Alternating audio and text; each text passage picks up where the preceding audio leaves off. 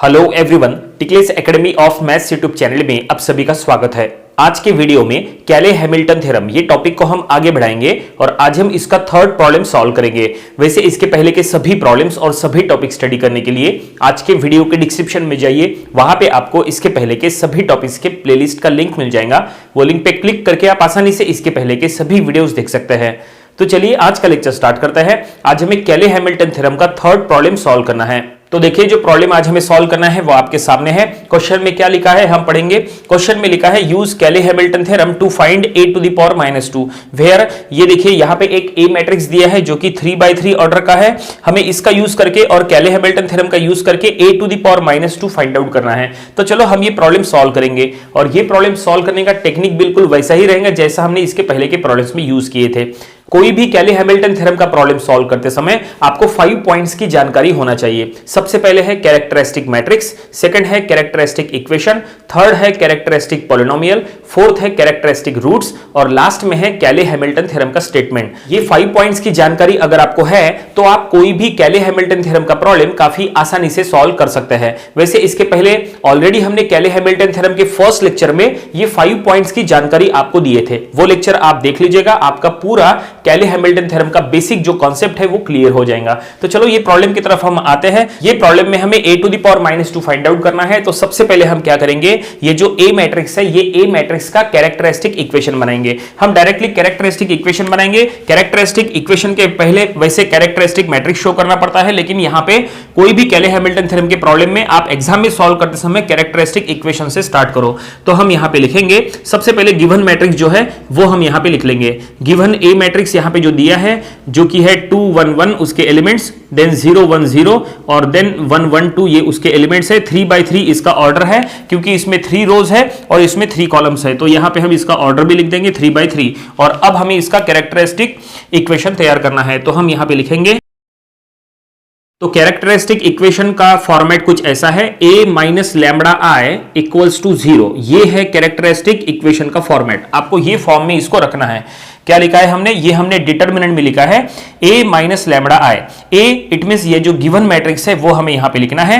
Lambda ये एक scalar constant है और i माने यूनिट मैट्रिक्स, जो कि ये ऑर्डर जो भी a मैट्रिक्स का ऑर्डर रहेगा वही ऑर्डर आपको यहां पे i मैट्रिक्स का भी लेना है। तो चलो हम यहां पे रखते हैं और यहां पे ये क्या होगा देखिए, हमें डिटर्मिनेंट में लिखना है।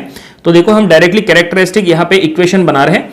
तो यहां पे देखिए a माइनस लैम्बडा i के फॉर्म में अगर आप ये मैट्रिक्स को रखते हैं तो यहां पे ये हो जाएगा 2 minus lambda, then 1 1 0 1 minus lambda 0 और फिर 1 1 और लास्ट में 2 माइनस लैम्बडा। तो ये देखिए ये हमने फाइनली यहां पे a मैट्रिक्स का यूज करके कैरेक्टरिस्टिक यहां पे डिटर्मिनेंट में यहां पे लिख दी है characteristic equation. Okay, a minus lambda i के फॉर्म में हमने बस एक ही काम करना है। ये जो a मैट्रिक्स है उसमें ये जो डायगोनल एलिमेंट्स है, ये डायगोनल एलिमेंट्स में आपको माइनस लैम्बडा यहां पे लिखना है। तो देखो हमने डायगोनल एलिमेंट्स में यहां पे 2 था तो यहां 2 माइनस लैम्बडा हो गया, यहां 1 है तो 1 माइनस लैम्बडा हो गया, यहां 2 है तो 2 माइनस लैम्बडा हो गया। बाकी एलिमेंट्स बिल्कुल वैसे के वैसे ही रहेंगे। और अब हमें ये डिटर्मिनेंट को सॉल्व करना है। डिटर्मिनेंट को सॉल्व करने के 2 तरीके हैं। आप चाहे तो इसको IJK के फॉर्म में, इट मींस रो कॉलम छोड़ के आप जैसे नॉर्मल कोई डिटर्मिनेंट सॉल्व करते हैं आप वैसे सॉल्व कर सकते हैं, या तो एक दूसरा तरीका यह है कि आप इसको डायरेक्टली एक स्टैंडर्ड इक्वेशन में कन्वर्ट कर सकते हैं। इक्वेशन क्या है वो जरा आप समझ लो। इसका इक्वेशन है दैट इज, सबसे पहले आपको लिखना है lambda cube minus p lambda square plus q lambda minus of mod of a। ये एक स्टैंडर्ड इक्वेशन है। इसको अगर आप सॉल्व करेंगे तो सॉल्व करने के बाद जो भी इक्वेशन आएगा वो इक्वेशन का एक स्टैंडर्ड फॉर्म लिया जाता है। तो वो स्टैंडर्ड फॉर्म हमने यहां पे लिया है। फिलहाल ये इक्वेशन को हम इक्वेशन नंबर 1 कहेंगे क्योंकि यहां पे हमें p q और मॉड ऑफ a इसका वैल्यू पुट करना है। अब ये फाइंड आउट कैसे करेंगे देखिए, अगर p फाइंड आउट करना है तो p क्या होता है, p माने sum of diagonals of matrix a। ये जो a मैट्रिक्स है, ये a मैट्रिक्स के जो डायगोनल एलिमेंट्स है उसका जस्ट हमें सम करना है। तो हम p फाइंड आउट करेंगे, sum of diagonals of matrix A। तो यहां पे 2 + 1 + 2 तो ये कितना हो जाएगा 5। तो हमें P मिल गया 5। देखिए ये जो A मैट्रिक्स है, A मैट्रिक्स में जो डायगोनल एलिमेंट्स है वो क्या है 2 1 2। तो हमें जस्ट उसका एडिशन करना था तो हमने उसका एडिशन कर लिए, तो हमें P यहां पे मिल गया। और अब Q फाइंड आउट करना है। तो Q कैसे फाइंड आउट करेंगे, तो Q फाइंड आउट करने के लिए हमें क्या करना है, देखिए Q के लिए ऐसा रहेगा सम ऑफ माइनर्स ऑफ, ऐसा लिखते हैं तो हम लिखेंगे sum of minors of diagonal of A, हमें ऐसा लिखना है sum of minors of diagonal of A. इसका क्या मतलब है, देखिए ये जो ए मैट्रिक्स है, ये ए मैट्रिक्स में ये जो डायगोनल एलिमेंट्स है, ये डायगोनल एलिमेंट्स के हमें यहां पे माइनस तैयार करना है। तो ये कैसे करते हैं जरा ध्यान से देखिए, इसके पहले के प्रॉब्लम्स में भी हमने सॉल्व किए थे। सबसे पहले देखिए यहां पे 3 डिटरमिनेंट हमें तैयार करना है, क्योंकि डायगोनल एलिमेंट्स कितने हैं, तो यहां पे 3 डायगोनल एलिमेंट्स है, तो 3 डायगोनल एलिमेंट्स के लिए 3 यहां पे डिटरमिनेंट निकलेंगे। कैसे, देखिए सबसे पहले 2 के लिए अगर हमें 2 का माइनर तैयार करना है तो 2, ये जो 2 डायगोनल एलिमेंट है इसका रो और कॉलम छोड़ो, रो और कॉलम छोड़ने के बाद ये जो 4 एलिमेंट बचे हैं 1 0 1 2, बस इसका डिटरमिनेंट लेना है, तो वो हम यहां लिखेंगे 1 0 1 2। ओके, देन उसके बाद नेक्स्ट डायगोनल एलिमेंट वो 1 है, इसका रो और कॉलम छोड़ो, और अब कौन से 4 एलिमेंट बचे 2 1 1 2, तो ये हम लिखेंगे 2 1 1 2। ओके, और अब नेक्स्ट डायगोनल एलिमेंट वो ये है, इसका रो और कॉलम छोड़ो, और ये जो 4 एलिमेंट बचे हैं इसमें क्रॉस मल्टीप्लिकेशन करो, 2 1 0 1, इसको डिटरमिनेंट मिलो, और अब हमें फाइनली ये सभी डिटरमिनेंट को सॉल्व करके उसको ऐड करना है। तो यहाँ पे क्रॉस मल्टीप्लिकेशन करना है, ये दोनों का मल्टीप्लिकेशन माइनस ये, तो ये होगा 2, ये दोनों का मल्टीप्लिकेशन माइनस ये, तो देखो 4 - 1, तो ये होगा 3। ओके, और ये दोनों का मल्टीप्लिकेशन माइनस ये, तो ये होगा दैट इज 2, और अब ये सबको ऐड करो तो ये होगा 7। तो फाइनली हमें Q मिल गया कितना, 7।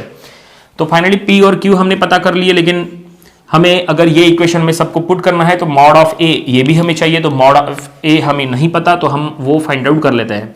Mod of A it means ये जो A मैट्रिक्स है इसका डिटरमिनेंट, तो हमें इसका डिटरमिनेंट लेना पड़ेगा। उसके एलिमेंट्स है 2 1 1, देन 0 1 0, और देन 1 1 2। तो हमने जो ए मैट्रिक्स है वो हमने डिटरमिनेंट में लिख दिए। देखिए ये जो ए मैट्रिक्स है यहां ले लिए, इसका हमें डिटरमिनेंट लेना है, दैट इज मॉड लेना है। तो इसको सॉल्व करना काफी आसान है। सबसे पहले 2 का रो और कॉलम छोड़ो, और इसमें क्रॉस मल्टीप्लिकेशन करो, ये जो 4 एलिमेंट्स हैं, तो ये 2 - 0, तो हम लिखेंगे 2 × 2।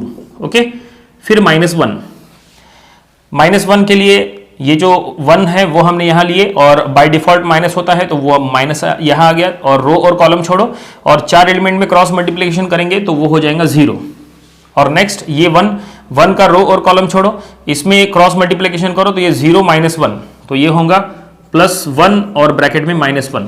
और अब इसको यहां पे पूरी तरह से सॉल्व करो तो ये 4 - 0, और ये देखो ये तो 0 है, इसको छोड़ो, बस ये -1, 4 - 1, तो ये कितना 3। तो फाइनली हमें मॉड ऑफ A मिल गया, कितना 3। तो हम यहां लिखेंगे मॉड ऑफ A = 3। और अब ये सब कुछ हमें क्या करना है, इक्वेशन नंबर 1 में पुट करना है। तो ये जो भी हमने फाइंड आउट किए, P का वैल्यू, Q का वैल्यू, मॉड ऑफ A का वैल्यू, सब कुछ इक्वेशन नंबर 1 में पुट करो, तो ये इक्वेशन तैयार हो जाएगा। तो हम यहां पे लिखेंगे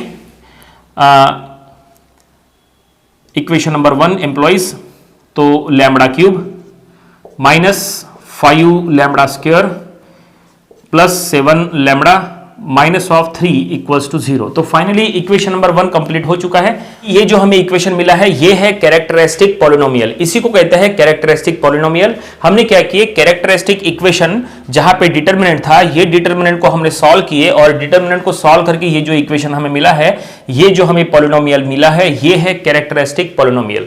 सबसे पहले ये जो डिटरमिनेंट था इसको सॉल्व करके हमने उसका एक स्टैंडर्ड इक्वेशन बना लिए, देन हमने P, Q और mod of A find out किए, और यहां पे ये कैरेक्टरिस्टिक पॉलिनोमियल फाइंड आउट कर लिए। और अब हमें यहां पे कैले हैमिल्टन थ्योरम यहां पे अप्लाई करना है, और इसको A के फॉर्म में कन्वर्ट करना है। तो हम यहां पे लिखेंगे बाय कैले हैमिल्टन थ्योरम, हमें जो ये लैम्बडा के फॉर्म में है, हमें इसको A के फॉर्म में लिखना है। तो जहां जहां पे लैम्बडा है वहां पे हमें A मैट्रिक्स का, ये देखिए मैट्रिक्स A का जो A है वो हमें यहां पे लिखना है। तो ये हो जाएगा that is A³ -5A² +7A -3 = 0। तो फाइनली हमने क्या किए, जहां जहां पे लैम्बडा था वहां पे हमने A पुट अप कर दिए, और ये हमने कैरेक्टरिस्टिक पॉलिनोमियल यहां पे तैयार कर लिए in the form of A। और अब हमें यहां पे क्या करना है, अब हमें a⁻² -2 फाइंड आउट करना है। यहां पे कहीं पे भी वेरीफाई कैले हैमिल्टन थ्योरम ऐसा लिखा हुआ नहीं है। जनरली कैले हैमिल्टन थ्योरम के प्रॉब्लम में कैले हैमिल्टन थ्योरम वेरीफाई करो, इसका भी क्वेश्चन में जिक्र होता है। यहां कहीं पे भी वेरीफाई कैले हैमिल्टन थ्योरम लिखा हुआ नहीं है। इसके पहले ऑलरेडी हमने जो प्रॉब्लम्स कैले हैमिल्टन थ्योरम के लिए थे उसमें वेरीफाई कैले हैमिल्टन थ्योरम ये भी लिखा था। तो ऐसे में अगर वेरीफाई अगर लिखा है तो आपको ये left hand side equals to right hand side है, ये आपको प्रूफ करना होता है। इट मींस ये जो इक्वेशन है ये लेके यहाँ पे ए मैट्रिक्स आपको पुट करके उसको सॉल्व करके जीरो आता है कि नहीं ये आपको चेक करना होता है, फिर वो वेरीफाई होता है। देन आफ्टर जो फाइंड आउट करने के लिए कहा है वो फाइंड आउट करना होता है। लेकिन यहाँ पे वेरीफाई लिखा हुआ नहीं है, यहाँ पे सिर्फ यूज कैले हैमिल्टन थ्योरम लिखा है, तो हमने वो यूज तो किया है। डायरेक्टली हमें ये इक्वेशन का यूज करके अब a to the power -2 find out करना है। a to the power -2 find out करने के लिए कहा है, तो कैसे फाइंड आउट करेंगे जरा ध्यान से देखिए। हम क्या करेंगे, सबसे पहले ये जो इक्वेशन है ये इक्वेशन को a इनवर्स से मल्टीप्लाई करेंगे, दोनों साइड में a इनवर्स से मल्टीप्लाई करेंगे। तो देखो मल्टीप्लाई करने के बाद क्या होता है, तो हम यहां लिखेंगे मल्टीप्लाई बाय a इनवर्स। दोनों साइड में हमें मल्टीप्लाई करना है। राइट साइड में तो इफेक्ट नहीं होगा क्योंकि राइट साइड में ऑलरेडी जीरो है। तो ये इक्वेशन को a इनवर्स से मल्टीप्लाई करेंगे, तो देखो a क्यूब को अगर आप a इनवर्स से मल्टीप्लाई करेंगे तो ये हो जाएगा a स्क्वायर, ठीक है। और ये हो जाएगा 5a, देखो 5 यहां पे a स्क्वायर है, a स्क्वायर को अगर आप a इनवर्स से मल्टीप्लाई करेंगे तो वो रहेगा सिर्फ a। यहां पे अगर आप मल्टीप्लाई करेंगे a इनवर्स से तो a इनवर्स और a कैंसिल हो जाएगा तो बचेगा सिर्फ 7। और यहां पे a इनवर्स से मल्टीप्लाई करेंगे तो इंटू 3a इनवर्स ऐसा हो जाएगा इक्वल्स टू 0। ओके, और अब हम क्या करेंगे, यहां पे ये जो a इनवर्स वाला टर्म है ये यही रहने देंगे, बाकी के जो टर्म्स है इसको राइट साइड में शिफ्ट कर देंगे। तो शिफ्ट करने के बाद कुछ ऐसा होगा, that is 3a inverse equals to a square minus of 5a plus of 7 ऐसा हो जाएगा। हमने इनडायरेक्टली क्या किए, हमने ये जो -3a इनवर्स है हमने इसी को उधर शिफ्ट कर दिए, तो ये ऐसा बन गया। ये सभी टर्म्स को उधर शिफ्ट करो या ये सिंगल टर्म को उधर शिफ्ट करो, बनेगा एक ही, तो ये यहां पे बन गया। और अब यहां पे हम a इनवर्स फाइंड आउट करेंगे। a इनवर्स फाइंड आउट अगर करना है तो a इनवर्स इक्वल्स टू ये जो 3 है ये इधर राइट हैंड साइड में लेके जाओ तो ये हो जाएगा 1/3, और ये सभी को हम ब्रैकेट में दे देंगे तो ये होगा a square minus of 5a plus of 7, ये ऐसा, ठीक है। और अब हम इसको कहेंगे इक्वेशन नंबर, हम इसको कोई इक्वेशन नंबर दे देंगे क्योंकि यहां पे हमें a स्क्वायर वगैरह नहीं पता। ये इक्वेशन को हम कहेंगे इक्वेशन नंबर a, हम इसको इक्वेशन नंबर a कहेंगे। हमें यहां पे a इनवर्स फाइंड आउट करना है। आपके मन में आएगा कि हमें क्वेश्चन में तो a to the power -2 find out करने के लिए कहा है, लेकिन हम a इनवर्स फाइंड आउट क्यों कर रहे हैं।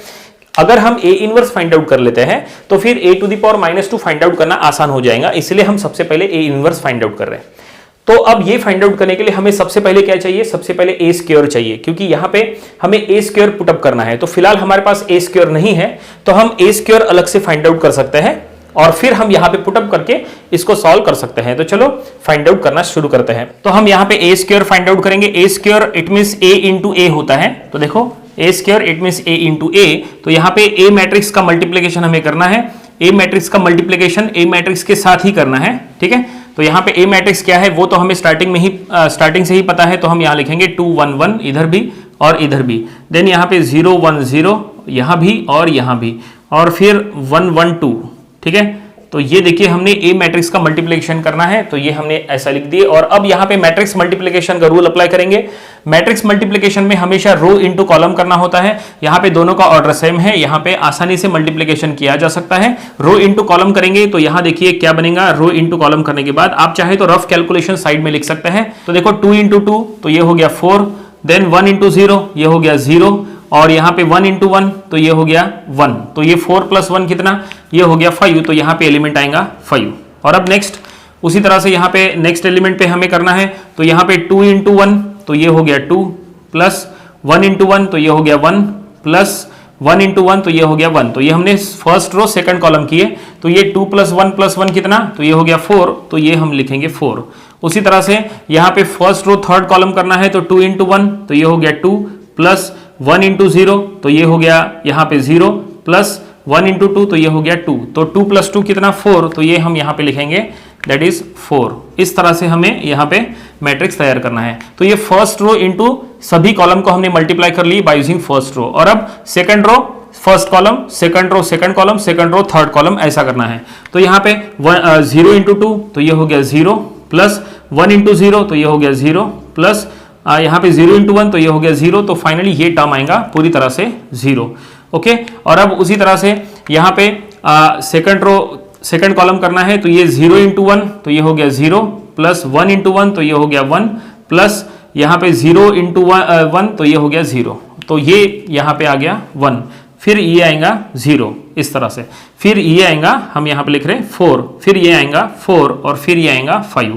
इस तरह से यहाँ पे हमने ये ए स्क्वायर फाइंड आउट कर लिए, ये हमने डायरेक्टली लिख दिए, ये आप अब प्रैक्टिस कर सकते हैं। तो फाइनली ए स्क्वायर हमें मिल चुका है और अब हमें ये ए स्क्वायर और ये ए, ये दोनों को हमें यहां इक्वेशन नंबर ए में पुट करना है और ए इनवर्स फाइंड आउट करना है। तो चलो ए इनवर्स फाइंड आउट करना शुरू करते हैं। तो हम लिखेंगे इक्वेशन नंबर ए एम्प्लॉइज, काफी लंबा इक्वेशन जाएगा इसलिए हम यहां से लिख रहे हैं। तो equation number A employees A inverse equals to, तो देखो यहाँ पे सबसे पहले ए इनवर्स के बाद देखो राइट हैंड साइड में 1/3 बाहर है, तो हम 1/3 बाहर रखते हैं और अब पूरा जो है हम कर्ली ब्रैकेट में लिखेंगे और यहाँ पे एक एक मैट्रिक्स हमें लिखना है। सबसे पहले ए स्क्वायर का मैट्रिक्स, तो ए स्क्वायर का मैट्रिक्स है दैट इज 5 4 4, देन 0 1 0 और फिर 4 4 5। ओके, और अब यहाँ पे -5a, तो हम लिखेंगे -5 of A matrix, A matrix ये है तो हम लिखेंगे 2 1 1 0 1 0 1 1 2, ये हमने ऐसा लिखिए। और अब +7, और 7 में कुछ भी a वगैरह नहीं है, इसका मतलब क्या है, तो वो 7 इंटू 1 है,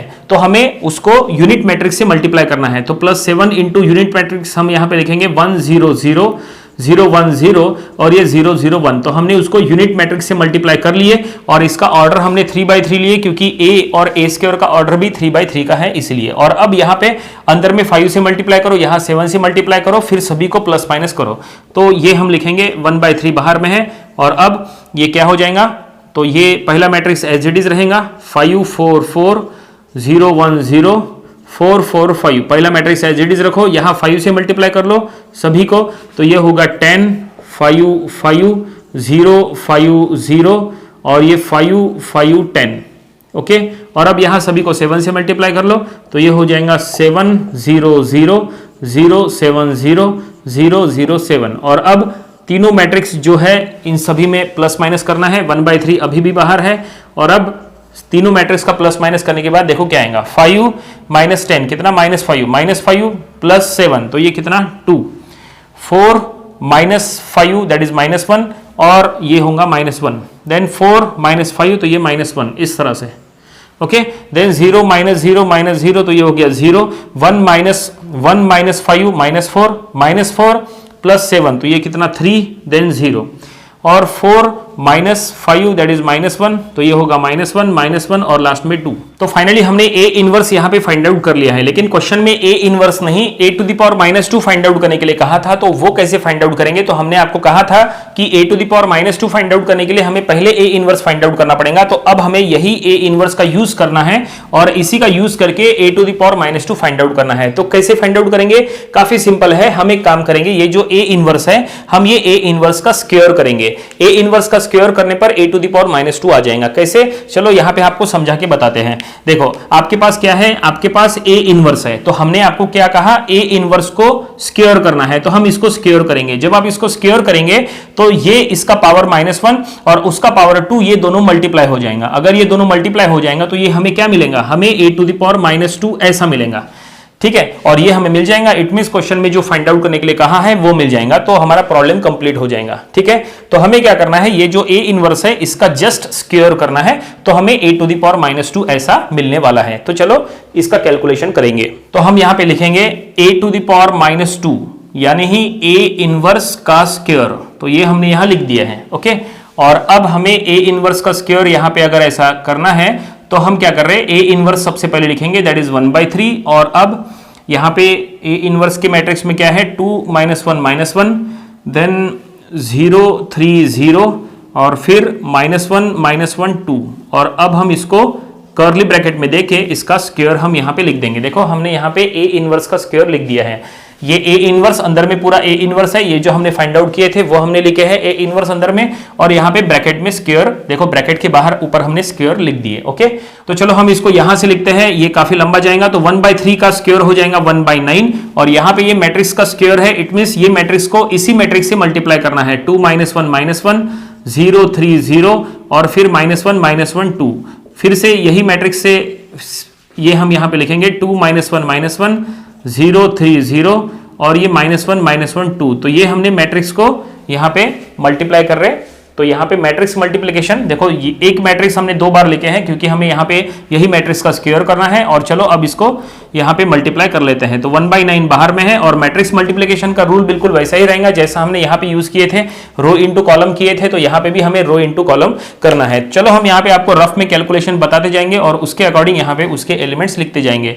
तो यहाँ पे फर्स्ट रो फर्स्ट कॉलम करेंगे तो 2 × 2 हो गया 4, देन -1 × 0 तो ये हो गया 0, देन -1 × 1 तो ये हो गया 1। तो ये कितना होगा 4 और ये 4 + 1 तो ये हो गया 5। उसी तरह से फर्स्ट रो सेकंड कॉलम करेंगे तो 2 × -1 तो ये होगा -2, -1 × 3 तो ये हो गया -3, -1 × -1 तो ये हो गया +1। तो ये कितना हो जाएगा -2 ये होगा -4 तो हम लिखेंगे -4। उसी तरह से 2 × यहाँ पे first row into third column अब हम करेंगे तो ये होगा 2 × -1 तो ये -2, -1 × 0 तो ये हो गया 0 और ये -1 × 2 तो ये हो गया -2। तो ये कितना होगा -4 इस तरह से। ओके, और अब सेकंड रो और थर्ड रो की अगर बात करें तो यहाँ पे आएगा 0, देन यहाँ पे हम लिखेंगे डायरेक्टली 9 और 0, देन -4।